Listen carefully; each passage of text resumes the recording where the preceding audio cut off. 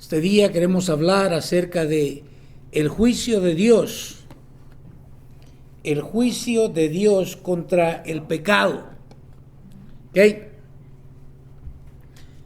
Sígame entonces en el bosquejo.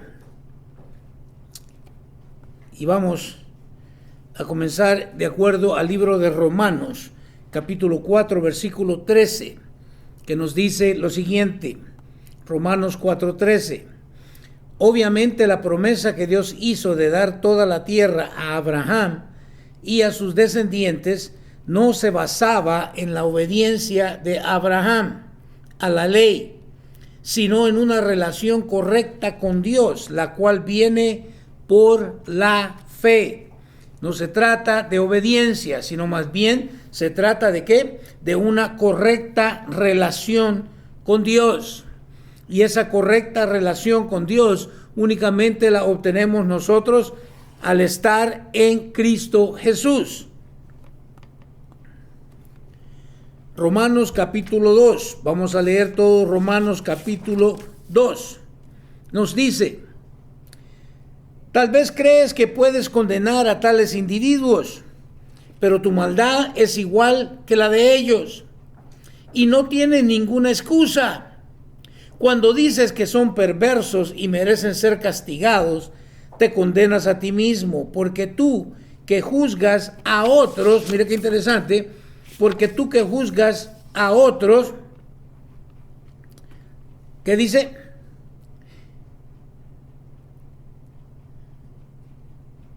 También practicas las mismas cosas. Israel hacía las mismas cosas, que trataba de condenar a los gentiles. Versículo 2. Y sabemos que Dios, en su justicia, castigará a todos los que hacen tales cosas. Sabemos que Dios, en su justicia, muchas personas no han entendido esta cuestión entre lo que es la ley o el juicio de Dios contra el pecado. Muchos dicen, oh, pero es injusto. Créame que no queremos la justicia de Dios, porque la justicia de Dios demanda que alguien pague por nuestro pecado. Dice, y sabemos que Dios en su justicia castigará a todos los que hacen tales cosas. Y tú, que juzgas a otros por hacer esas cosas, ¿cómo crees que podrás evitar el juicio de Dios cuando tú haces lo mismo? ¡Wow! Mucha gente cree que no podemos nosotros juzgar a nadie. Pero aquí lo que el versículo está diciendo es de que no podemos hacerlo cuando nosotros estamos haciendo las mismas cosas. O sea, eso vendría a ser una hipocresía. Pero la Biblia sí nos manda a nosotros a juzgar todas las cosas. Versículo 4 dice, ¿no te das cuenta de lo bondadoso, tolerante y paciente que es Dios contigo? ¿Acaso eso no significa nada para ti? ¿No ves que la bondad de Dios es para guiarte a que te arrepientas y abandones tu pecado? Una vez más, la gente no entiende esta cuestión del juicio de Dios contra el pecado. ¿Por qué lo repito? Porque dicen que es injusto. Que cómo puede ser que ellos fueron creados por Dios y por eso están en pecado. Y no se dan cuenta, ¿qué es lo que dice aquí? ¿No te das cuenta de lo bondadoso, tolerante y paciente que es Dios contigo? Dice, ¿acaso eso no significa nada para ti? Porque si Dios en su justicia quisiera traer juicio contra ti, ahora mismo te mueres y entregas tu alma al Creador y entonces viene el juicio. Pero si Dios nos da tiempo en esta tierra, ¿es para qué? Dice, ¿no ves que la bondad de Dios es para guiarte a que te arrepientas y abandones tu pecado? Dios quiere que el hombre se arrepienta de su pecado y que ¿qué? y que lo abandone. Versículo 5 nos dice, pero tú eres terco y te niegas a arrepentirte y abandonar tu pecado. Por eso vas acumulando un castigo terrible para ti mismo. Pues se acerca el día de la ira, en el cual se manifestará el justo juicio de Dios. Aquellos que quieren el justo juicio de Dios, bueno, lo van a tener. Pero créanme que ahí se van a arrepentir muchísimo por no haber abandonado su pecado, por no haberse arrepentido, por no haberse negado a aceptar el mensaje de salvación. El versículo 6, Él juzgará a cada uno según lo que haya hecho. Porque una cosa es que todos nacimos en pecado, pero después nosotros hacemos nuestros propios pecados. O sea, vamos acumulando conforme vamos creciendo, vamos haciendo cosas que van totalmente en contra de la voluntad de Dios. Y tenemos que estar conscientes de que Él nos va a juzgar a cada uno. ¿Según qué? Según lo que haya hecho. Versículo 7. Dará vida eterna a los que siguen haciendo el bien, pues de esa manera demuestran que buscan la gloria, el honor y la inmortalidad que Dios ofrece. Me encanta. Buscamos la gloria y el honor y la inmortalidad, pero no que nosotros podemos lograr, sino la que Dios ofrece. 8. Pero derramará su ira. Mire, aquellos que solo dicen que Dios es amor y Dios es amor, ¿qué dice? Pero derramará su ira y enojo sobre los que viven para sí mismos, los que se niegan a obedecer la verdad y en cambio viven entregados a la maldad. Ya habíamos hablado acerca de estas cosas. Gente que solo viven para sí mismas, que se niegan a obedecer por más que se les predique la palabra de Dios. Ellos se niegan a obedecer la verdad y viven completamente entregados a hacer la maldad, a hacer lo malo. Versículo 9. Habrá aflicción y angustia para todos los que siguen haciendo lo malo. ¿Se da cuenta? Los que siguen haciendo lo malo. Para los judíos primero y también para los gentiles. De nuevo, Dios no hace acepción de personas. Judíos o gentiles que siguen haciendo lo malo van a recibir ¿qué? La ira y el enojo de Dios sobre sus vidas. Versículo 10. Pero habrá gloria, honra y paz de parte de Dios para todos los que hacen lo bueno. Para los judíos primero y también para los gentiles. Esto no quiere decir, esto simple y sencillamente nos está diciendo que fue al pueblo judío al cual Dios escogió, pero era para que ellos se rebelaran, que revelaran a Dios al resto del mundo. Los judíos primero y también los gentiles, porque cuando los judíos rechazaron al Señor, entonces ahora se nos presenta a nosotros la oportunidad como gentiles para recibir ese mensaje de salvación. Pues Dios no muestra favoritismo. Me encanta. Dios no muestra favoritismo. Los gentiles, dice el versículo 12, serán destruidos por el hecho de pecar. Los gentiles serán destruidos por el hecho de pecar, aunque nunca tuvieron la ley escrita de Dios. Y los judíos, quienes sí tienen la ley de Dios, serán juzgados por esa ley porque no la obedecen. ¡Wow! ¿Habrá entonces algún beneficio de ser judío? ¿O algún beneficio de ser gentil? Dice el versículo 13, pues el simple acto de escuchar la ley no nos hace justos ante Dios. Es obedecer la ley lo que nos hace justos ante sus ojos. Siempre ha sido así y siempre va a ser así. Es la obediencia. Versículo 14 nos dice, Aún los gentiles, quienes no cuentan con la ley escrita de Dios, muestran que conocen esa ley cuando por instinto la obedecen, aunque nunca la hayan oído. Mire que por instinto, pero la obedecen, aunque nunca la hayan oído. Ellos demuestran que tienen la ley de Dios escrita, ¿dónde? En el corazón, porque su propia conciencia y sus propios pensamientos o los acusan o bien les indican que están haciendo lo correcto. Mire qué tremendo, porque todos tenemos una conciencia, como desde niños, ¿verdad? Cuando hacemos algo que no debíamos de haber hecho y cuando nos sorprenden, ¿qué pasa? Ahí empezamos a inventar un montón de cosas. No fui yo, aunque tenga toda la cara manchada de chocolate, yo no me lo comí.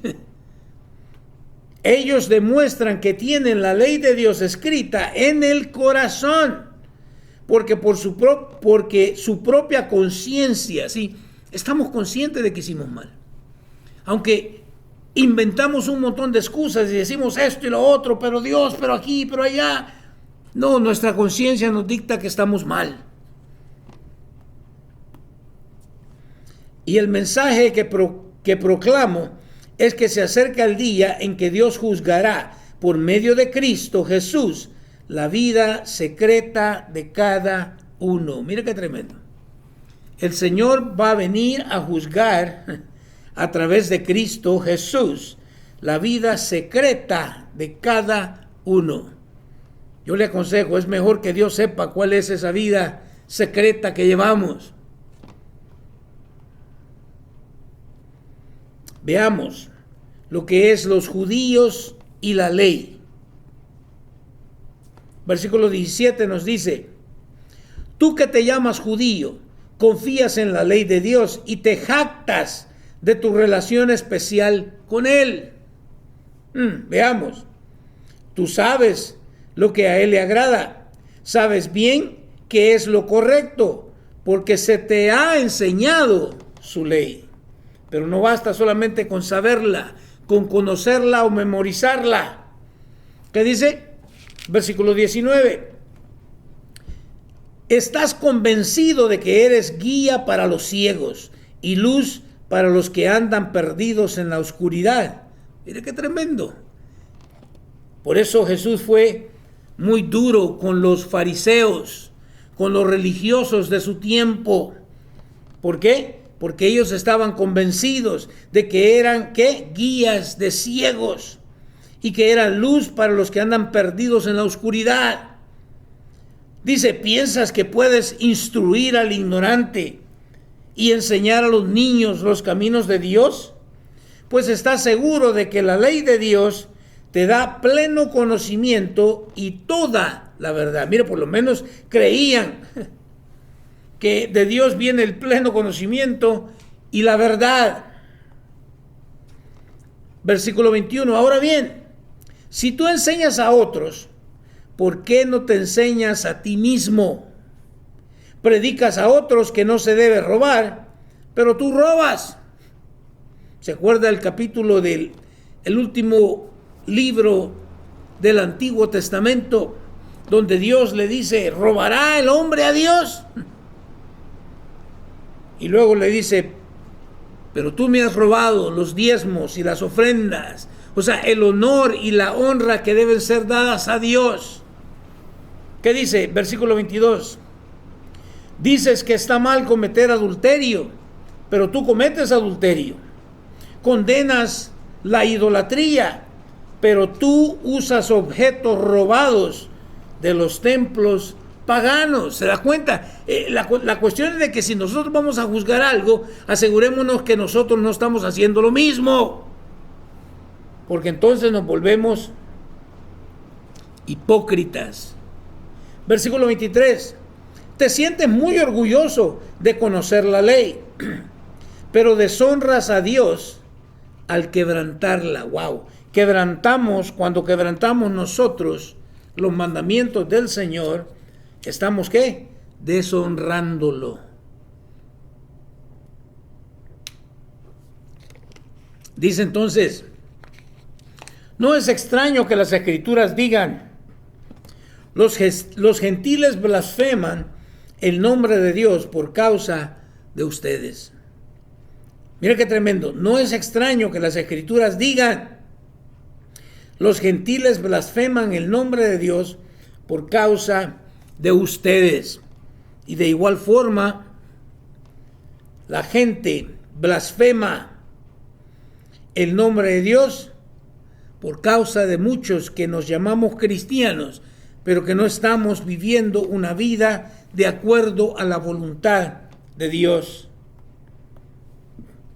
25.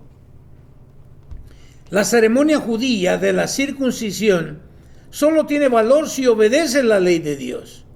Pero si no obedeces la ley de Dios, no estás en mejor condición que un gentil incircunciso. Recuerde que la circuncisión fue dada como una señal para el pueblo judío, pero en realidad no significa absolutamente nada si no vamos a obedecer la ley de Dios. Y si los gentiles obedecen la ley de Dios, ¿acaso Él no los considerará su propio pueblo? Aquellos que le había dado como señal, ellos lo habían tomado como que era ya una licencia para hacer lo que les viniera en gana.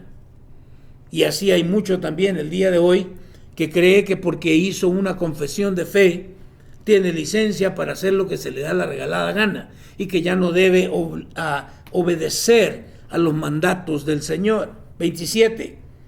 De hecho, los gentiles y circuncisos que cumplen la ley de Dios, los condenarán a ustedes, judíos, que están circuncidados y tienen la ley de Dios, pero no la obedecen. Mire qué tremendo.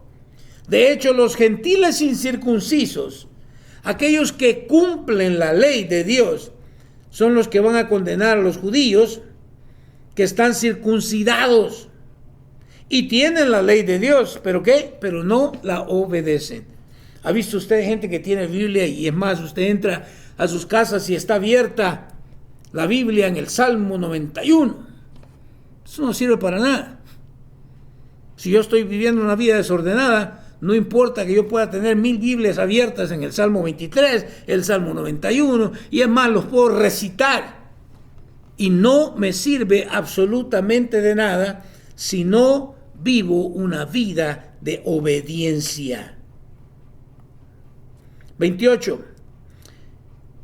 Aquí le va. Pues no se es un verdadero judío solo por haber nacido de padres judíos, ni por haber pasado por la ceremonia de la circuncisión. ¡Qué tremendo! No se es un verdadero judío. Ok, yo puedo ahorita chequear mi línea genealógica y de repente me voy a dar cuenta que tengo sangre judía. ¿Y ya solo por eso me hace un verdadero judío? No. Pero al 8º día de nacido me circuncidaron.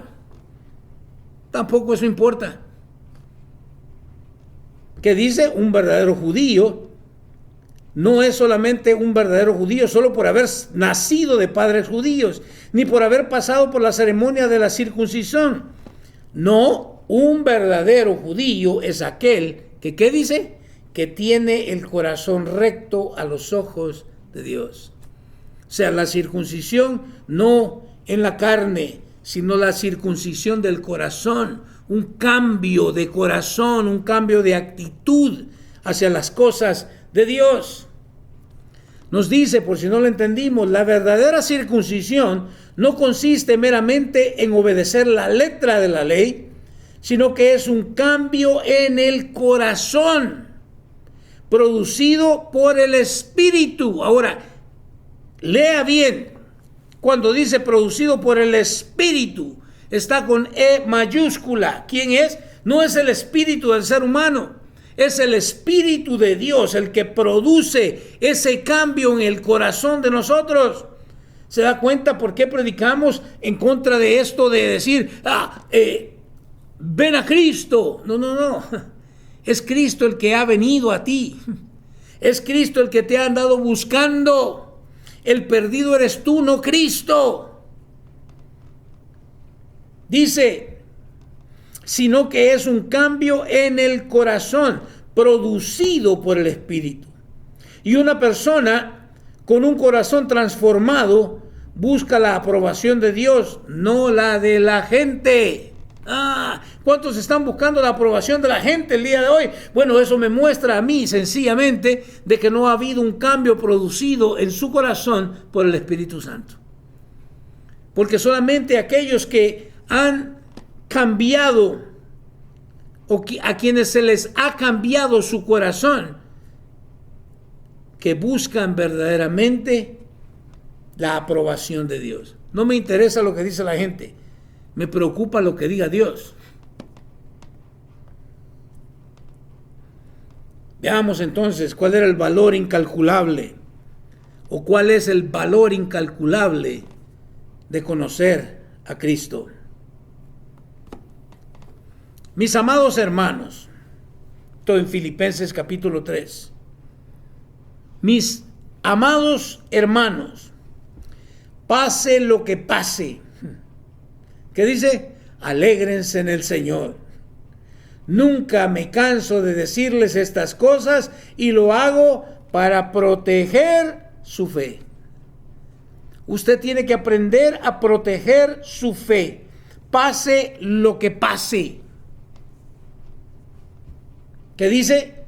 Versículo 2, cuídense de esos perros. ¡Wow! Cuídense de esos perros, de esa gente que hace lo malo, esos mutiladores que les dicen que deben circuncidarse para ser salvos. No, cuidado. El problema de estas falsas religiones, estas falsas sectas, esta falsa enseñanza, esa falsa doctrina, ya viene desde tiempos antiguos. Gente que hace lo malo, gente que dice mutiladores, porque le quieren cortar a usted la carne ahí, ¿pero qué? Pero no es necesario para ser salvo. La circuncisión que debe suceder es ese cambio en el corazón que lo produce el Espíritu de Dios en nosotros al escuchar el verdadero mensaje del Evangelio. Versículo 3. Pues los que adoramos por medio del Espíritu de Dios, una vez más, quiero que se grabe eso en su mente, cuando usted lea Espíritu con E mayúscula, está hablando del Espíritu Santo, del Espíritu de Dios. Pues los que adoramos por medio del Espíritu de Dios somos los verdaderos circuncisos. Confiamos en lo que Cristo Jesús hizo por nosotros. No depositamos ninguna confianza ¿en qué? En esfuerzos humanos. Si usted está confiando en usted, o está confiando en el gobierno, o está confiando en el presidente, usted está mal. Usted tiene que confiar en Dios. Versículo 4. Aunque si alguien pudiera confiar en sus propios esfuerzos, sería yo, o ese sería yo, no yo. Pablo es el que está diciendo eso. Dice, aunque si alguien pudiera confiar en sus propios esfuerzos, ese sería yo. De hecho, si otros tienen razones para confiar en sus propios esfuerzos, yo las tengo aún más. Mire, aquí nos va a dar su pedigrí. ¿Qué dice? Fui circuncidado cuando tenía 8 días de vida. Eso es lo que requería la ley. Circuncidado a los 8 días de vida. Soy un ciudadano de Israel de pura cepa. Vámonos. No porque Ancestry le dijo de que tiene sangre judía. No, no, no. De pura cepa. Y miembro de la tribu de Benjamín. Vámonos. Se fue hasta la tribu, hasta las 12 tribus de Israel. Un verdadero hebreo, como no ha habido otro. Fui miembro de los fariseos, quienes exigen la obediencia más estricta a la ley judía. ¡Wow! Este sí es verdaderamente, como dice él, un hebreo de hebreos. La secta más sectista era la más estricta, era el fariseísmo. Dice, era tan fanático que perseguía con crueldad a la iglesia, y en cuanto a la justicia, obedecía la ley al pie de la letra. Mire qué tremendo, Pablo.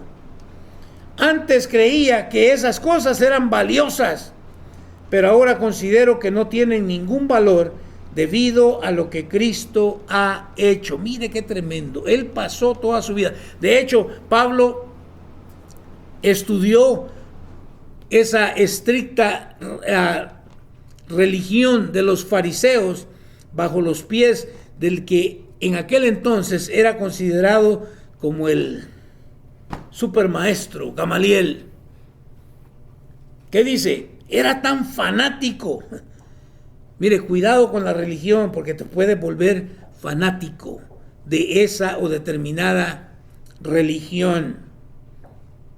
Que dice que perseguía con crueldad a la iglesia, y en cuanto a la justicia, obedecía la ley al pie de la letra. Antes creía que esas cosas eran valiosas, pero ahora considero que no tienen ningún valor. En otras versiones dice que las considera como basura. ¿Y qué se hace con la basura? La basura usted no la guarda, a menos de que usted tenga algún problema. Entonces va a guardar basura, pero la basura no es para guardarse, es para tirarla. Considero que no tienen ningún valor debido a lo que Cristo ha hecho. Bueno, ¿qué es lo que ha hecho Cristo? ¿Entendemos qué es lo que ha hecho Cristo? Y muchos dirán, sí, amén. Pero seguimos buscando huevos de conejo. No hemos entendido lo que Cristo ha hecho. Versículo 8. Así es. Todo lo demás, mire qué interesante, todo lo demás no vale nada cuando se le compara con el infinito valor de conocer a Cristo Jesús, mi Señor. Por amor a Él he desechado todo lo demás y lo considero, ¿qué? Basura, a fin de ganar a Cristo. Mire, aquí en la tierra podremos lograr nosotros muchas cosas. Títulos universitarios, dinero, propiedades. Y eso no sirve para nada más que solamente para esta vida. Porque cuando mueras, no te vas a poder llevar nada de lo que malgastaste toda tu vida por obtener. ¿O alguna vez ha visto usted a alguien que lo entierren con todo el dinero que ganó? Le metan su casa ahí en el ataúd. Nadie. Venimos sin nada y nos vamos sin nada. Aquí lo más importante es asegurarnos que nosotros en vida conozcamos a Cristo Jesús, quien puede darnos vida eterna. No hay vida eterna en nadie más. Ninguna religión puede darte vida eterna. Solamente Cristo Jesús, el que murió por tus pecados, el que resucitó al tercer día y está vivo el día de hoy. Que dice, por amor a Él he desechado todo lo demás y lo considero basura a fin de ganar a Cristo y llegar a ser uno con Él. Ya no me apoyo en mi propia justicia por medio de obedecer la ley, más bien llego a ser justo por medio de la fe en Cristo. ¿Cómo llegamos a ser justos delante de Dios? Es a través o por medio de la fe en Cristo Jesús. Y déjeme recordarle, incluso esa fe que yo deposito en Cristo me es dada por Dios, porque yo estaba muerto espiritualmente. ¿Cuándo ha visto usted un muerto que tenga fe? Pues la forma en que Dios nos hace justos delante de Él, ¿sé qué? Se basa en la fe. Quiero conocer a Cristo y experimentar el gran poder que lo levantó de los muertos. Quiero sufrir con Él y participar de su muerte. Miren, muchos nomás leen la mitad del versículo. Oh, sí, yo quiero conocer a Cristo y experimentar el gran poder que lo levantó de los muertos. Sí, pero sigue leyendo. ¿Qué dice? Quiero sufrir con Él. ¿Cuántos quieren sufrir con Él? No, ya no quiero sufrir. Pare de sufrir. No. Quiero sufrir con Él y participar, ¿qué? De su muerte. Muchos no quieren morirse. Por eso les ofrecen una píldora ahí maravillosa para que no se mueran. Y ahí vamos, todos. Quiero sufrir con Él y participar de su muerte. ¿Para qué? Para poder experimentar de una u otra manera la resurrección de los muertos. Mire qué tremendo, mucha gente vive pensando que esto es todo. Ay, a mí cómo me da de gente que me dice, este es el infierno. Esto no es nada. Si tú crees que este es el infierno, estás perdido. La Biblia describe el infierno como un lugar de tormento que nunca se acaba. Cuando tú te mueres aquí, se acaba todo el sufrimiento que tú tienes aquí. Por lo tanto, no puede ser el infierno. Para poder experimentar de una u otra manera la resurrección de los muertos. Debemos avanzar hacia la meta. ¿Cuál es la meta? ¿Vivir tu mejor vida hoy? ¿O alcanzar un ahorro de unas 6 dígitos en tu cuenta de banco? ¿Cuál será? Avancemos hacia la meta. Veamos. Versículo 12 de Filipenses 3 nos dice: no quiero decir que ya haya logrado estas cosas, ni que ya haya alcanzado la perfección. ¿Quién está hablando? Pablo. ¿Y qué es lo que nosotros constantemente estamos tratando de ver en todo el mundo? Perfección.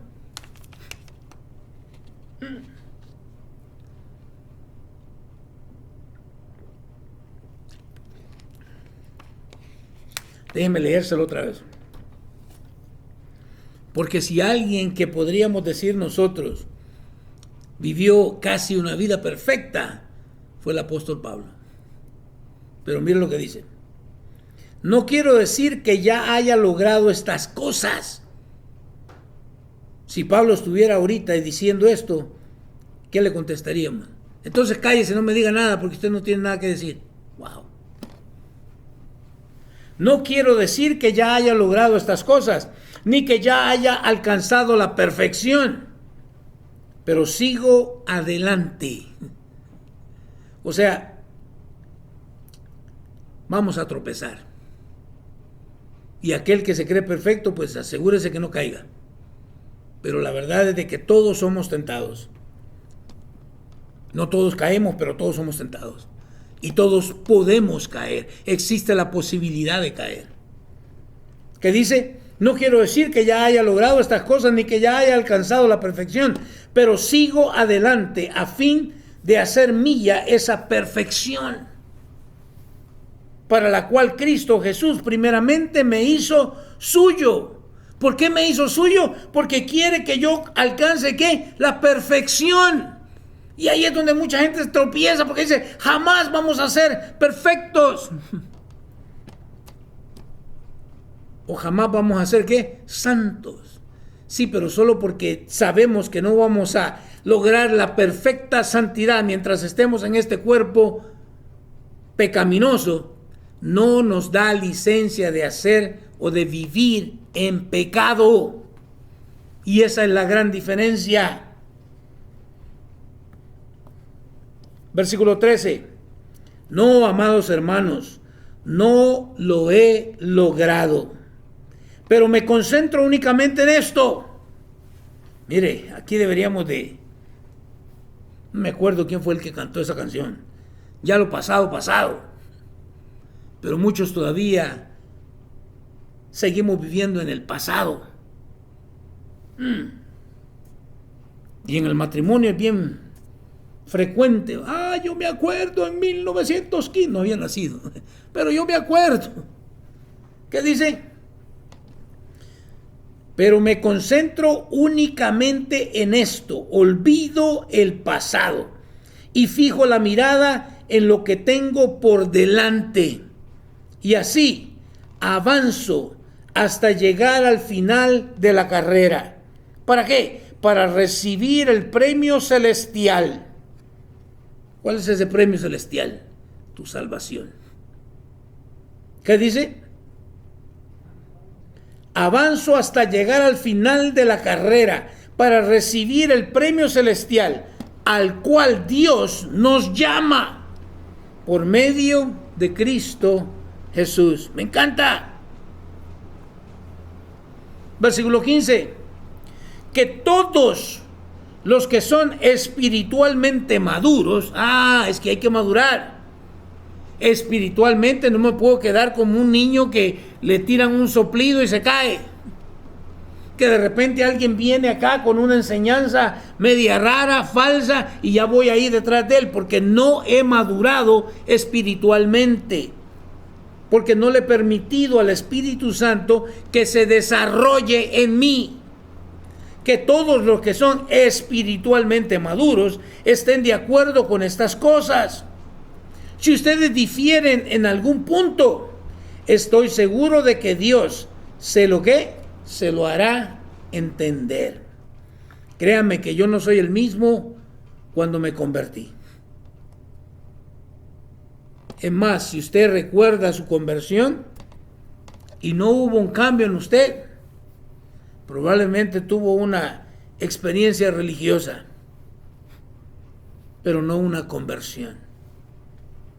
¿Qué dice? Pero debemos aferrarnos ¿a qué?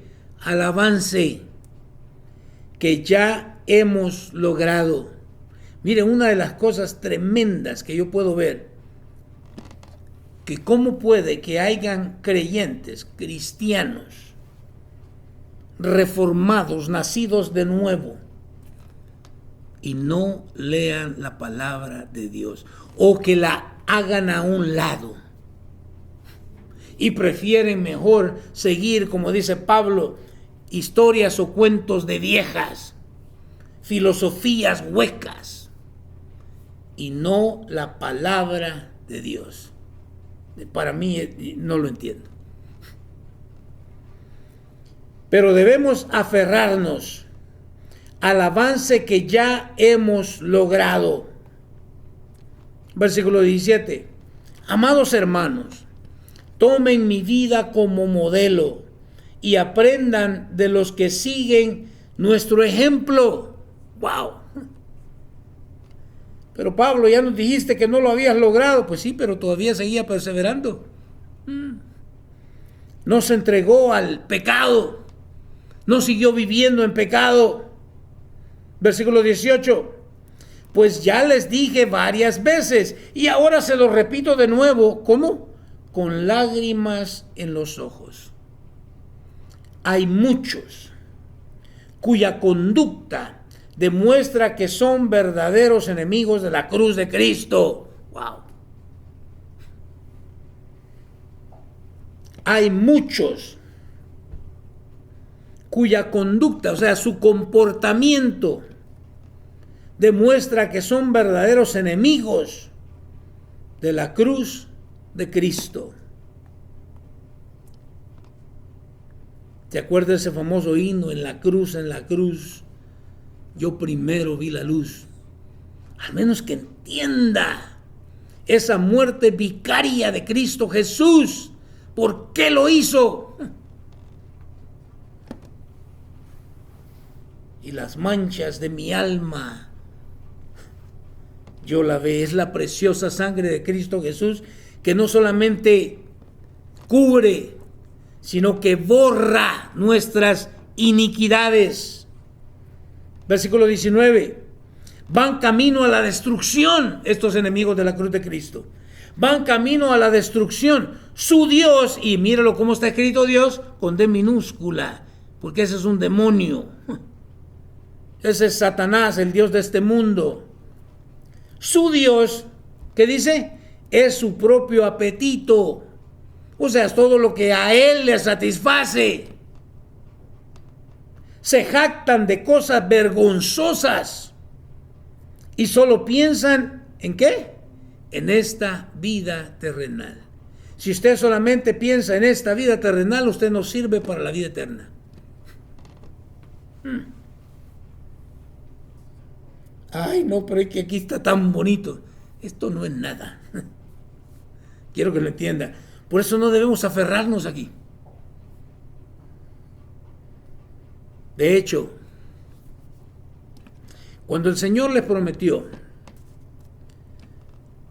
al pueblo judío la tierra prometida,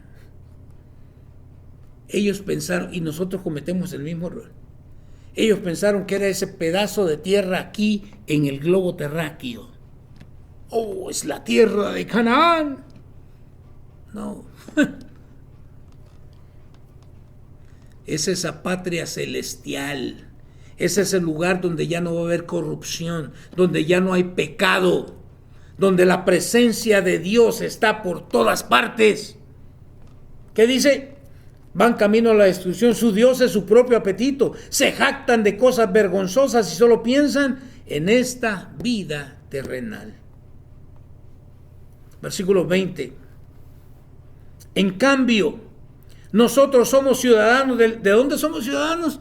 Del cielo. Ah, no, yo soy salvadoreño.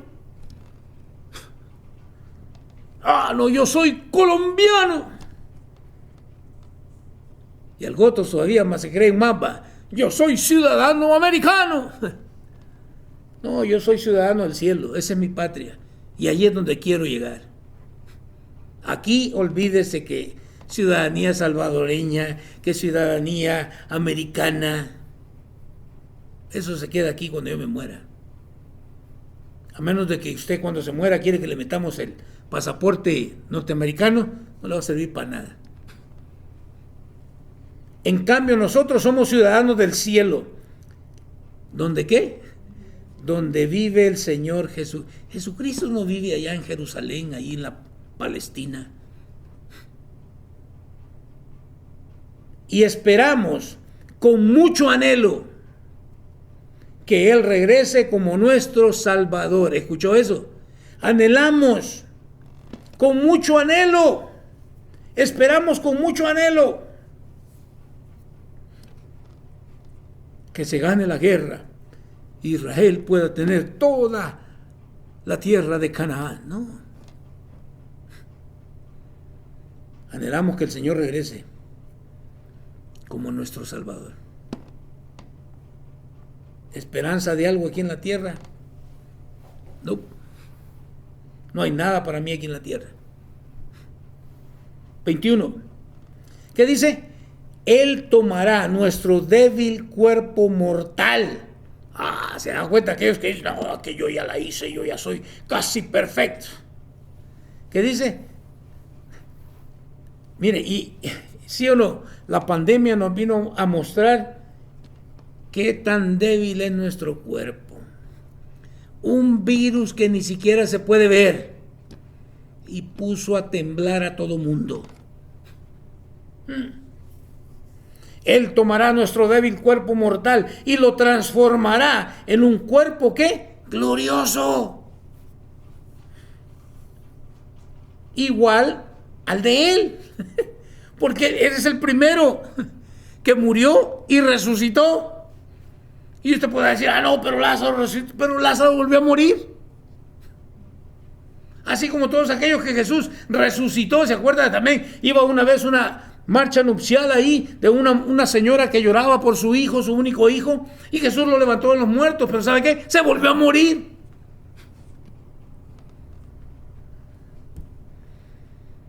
Él tomará nuestro débil cuerpo mortal y lo transformará en un cuerpo glorioso, igual al de Él, y lo hará valiéndose ¿de qué? Del mismo poder con el que pondrá todas las cosas bajo su dominio.